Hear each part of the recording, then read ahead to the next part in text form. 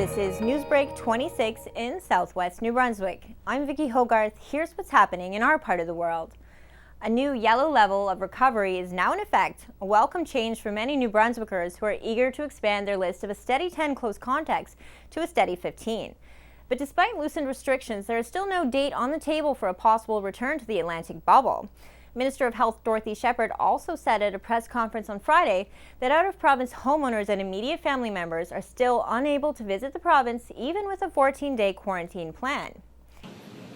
We're not going there yet. That will be a further development later as we proceed through the variant. With new variants now at play, the yellow level as we once knew it will not return until the vaccine rollout is further underway. With 4 vaccines now approved for use in Canada, including the single-dose Johnson & Johnson vaccine, the province plans to release a revised vaccine plan, including more details on how people can register to receive the vaccine in the coming days. First-dose vaccine clinics for residents of all long-term care facilities are expected to be completed by the week of March 14th. Tanner Stewart of Stewart Farms in St. Stephen is among the many New Brunswick cannabis producers who have joined forces with industry associations and the Assembly of First Nations Regional Chief Roger Augustin to send a letter to Premier Higgs asking the province to halt the potential sale of Cannabis NB to a private company. It was more or less the entire New Brunswick cannabis industry and First Nations have signed on to this request for the government to at least pause their decision because none of us have been consulted. So if the industry and the First Nations have not been consulted, who has been consulted?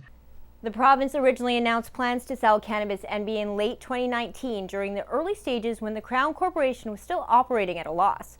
This past year, increased profits have allowed Cannabis NB to recoup its initial startup costs, leaving no reason, according to Stewart and the 9 other signatories of the letter, to sell off the Crown Corporation to a private monopoly, a move they believe would negatively impact local industry.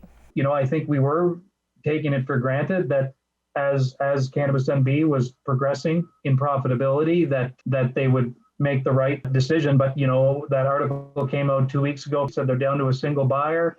They're about to make a decision. If they go that route, I mean, they have the opportunity to, to make this an unbelievable thing for my and your and our province, versus, just this,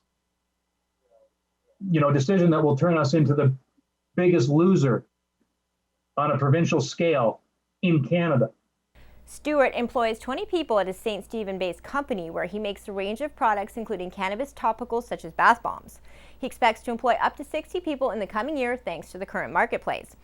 At St. George Town Council on Monday night, Mayor Faith Avery said council misses the monthly reports once provided to the town by the RCMP.